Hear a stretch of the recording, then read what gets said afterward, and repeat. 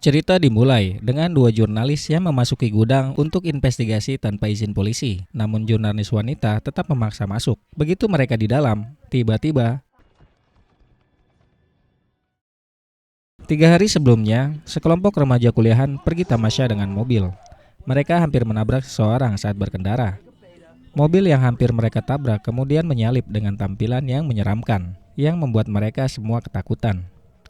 Dalam perjalanan, mereka menyadari bahwa mereka lupa membawa bir, sehingga mereka memutuskan untuk singgah di toko terdekat. Ellison pergi ke toko untuk membeli bir, sementara yang lainnya menunggu di mobil. Di toko, Ellison bertemu dengan dua orang yang tadi hampir menabrak mereka.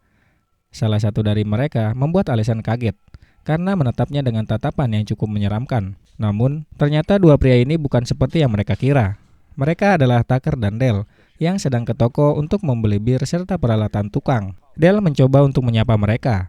Namun, ketika dia mendekat, Ellison dan teman-temannya mengira Dale ingin membuat masalah. Kemudian mereka masuk ke dalam mobil dan pergi. Di jalan, polisi menghentikan mobil mereka. Polisi menghentikan mereka karena lampu sen mobil mereka rusak. Setelah memeriksa SIM mereka dan tidak menemukan hal yang mencurigakan, polisi membiarkan mereka pergi. Tucker dan Dale akhirnya sampai di sebuah rumah yang baru saja mereka beli di dekat Danau Morris. Mereka sangat senang karena rumah itu sekarang menjadi milik mereka. Meskipun kondisinya sedikit kacau menurut mereka, hanya dengan sedikit perbaikan, rumah ini bisa menjadi tempat tinggal yang lumayan luas. Tucker dan Dale pun segera mulai merapikannya. Di tempat lain, para remaja kuliahan sedang berkemah di hutan. Chad bercerita tentang peristiwa 20 tahun lalu di hutan ini, yang ia sebut sebagai hari peringatan pembantaian. Dikisahkan, 20 tahun yang lalu, beberapa orang sedang bersenang-senang di hutan ini. Lalu tiba-tiba, mereka diserang, dan hanya satu yang selamat. Singkat cerita, malam pun tiba. Chad mencoba mendekati Ellison, tapi Ellison tidak tertarik dan menolak. Sementara itu, terlihat Tucker dan Dale sedang memancing di danau. Mereka melihat para remaja kuliahan sedang berenang. Tucker ingin pergi menghampiri mereka, tapi Dale malah melarangnya. Tucker dan Dale melihat Ellison yang bersiap mandi di atas batu. Terkejut karena ada orang asing di danau, Ellison terjatuh dan terbentur batu. Melihat Ellison yang tidak kunjung muncul dari danau, Tucker dan Dale segera menyelamatkan Ellison. Melihat kejadian ini, mereka kira Tucker dan Dale merupakan seorang penculik. Mereka langsung kabur dan memberitahu Chad bahwa Ellison telah diculik. Bingung, Tucker dan Dale memutuskan untuk membawa Ellison ke rumahnya untuk dirawat. Keesokan harinya, Ellison tersadar dan ketakutan ketika Dale masuk ke ruangan ingin memberinya sarapan, mengira bahwa mereka ingin membunuhnya. Sementara Chad dan teman-temannya mencari Ellison, mereka akhirnya menemukan sebuah rumah. Di dalam rumah, Dale menceritakan apa yang sebenarnya terjadi. Ellison merasa lega karena sudah salah mengira Tucker dan Dale adalah orang jahat. Dale dan Ellison mulai berkenalan dan semakin akrab. Mereka mengisi waktu bersama dengan bermain permainan papan. Temannya mencoba mendekati rumah Tucker dan Dale. Sementara itu, Tucker sedang menggergaji kayu. Tanpa sengaja, Tucker menggergaji sarang lebah. Dia berlari panik sambil membawa gergaji mesin. Temannya mengira Tucker adalah psikopat gila dan berlari ketakutan. Tiba-tiba, temannya tertancap kayu runcing dan tewas. Tucker pulang dengan wajah yang bengkak karena disengat lebah. Tucker marah karena Dale tidak membantunya, tapi malah bermain game papan dengan Ellison. Dia akhirnya menyadari kesalahannya dan meminta maaf. Tucker menceritakan bahwa tadi dia melihat teman-teman Ellison. Mendapat kabar ini, Ellison ingin pergi mencari teman-temannya, tetapi Dale melarangnya, karena Ellison harus beristirahat.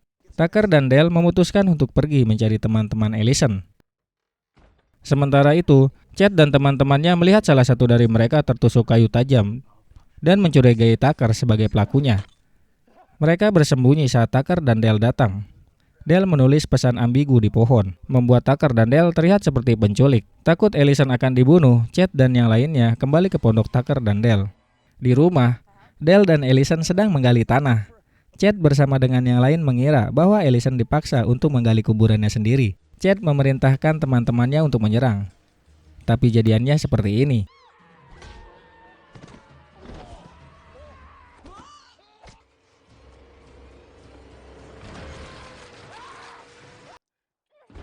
Tucker mengira ini adalah bunuh diri massal. Tucker dan Dale lalu memutuskan tidak melapor ke polisi karena merasa tidak akan dipercaya. Teman-teman Ellison mendengar sirene polisi.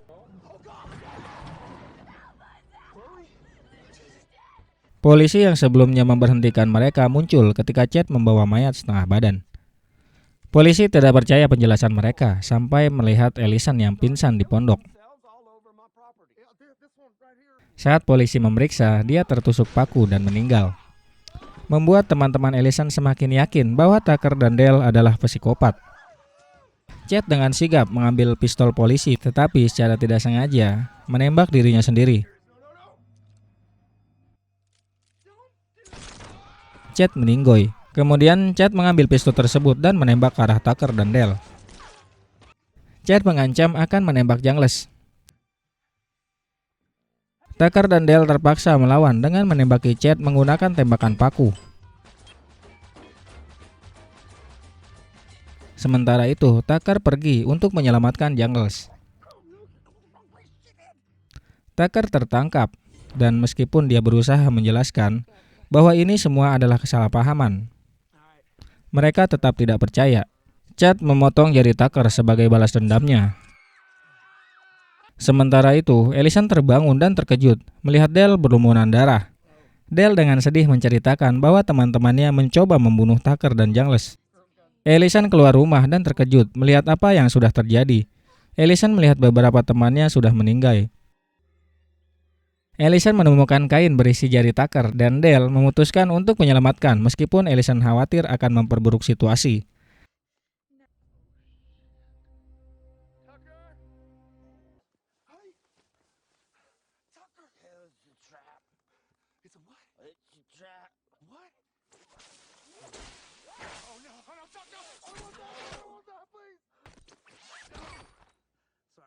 Kembali ke pondok, Chad mencoba menyelamatkan Ellison yang menjelaskan bahwa Tucker dan Dale sebenarnya orang baik. Ellison membela mereka. Chad marah karena Ellison jatuh cinta pada orang yang baru dikenal.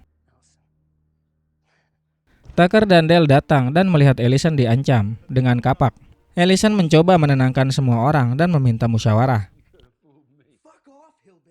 Sementara itu, di luar, dua teman Chad melihat ke dalam rumah.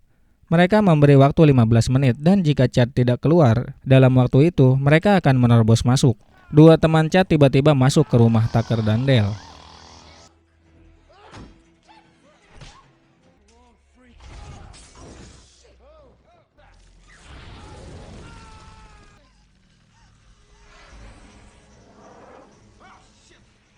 Rumah mereka pun terbakar dan meledak, tapi mereka berhasil selamat. Chad dan teman-temannya terbakar di dalam. Tetapi Chad selamat dengan setengah wajah terbakar. Tucker, Dale, dan Ellison melarikan diri dengan mobil. Namun mereka menabrak pohon dan pingsan. Dale terbangun dan melihat Tucker tertusuk pohon. Sementara Ellison diculik oleh Chad. Tucker meyakinkan Dale bahwa dia baik-baik saja dan menyuruhnya untuk segera menyelamatkan Ellison. Dale tiba di gudang kayu tempat Ellison diikat, sementara Chad mencoba memaksa Ellison untuk mencintainya. Ellison menolak karena penampilan Chad yang menyeramkan dan sikapnya yang buruk. Tiba-tiba Dale masuk, bertarung dengan Chad.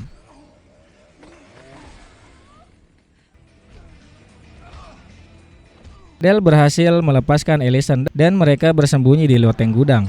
Di gudang, mereka menemukan koran lama yang mengungkap bahwa pelaku pembantaian 20 tahun lalu telah ditangkap dan korban yang selamat kini dirawat di rumah sakit jiwa.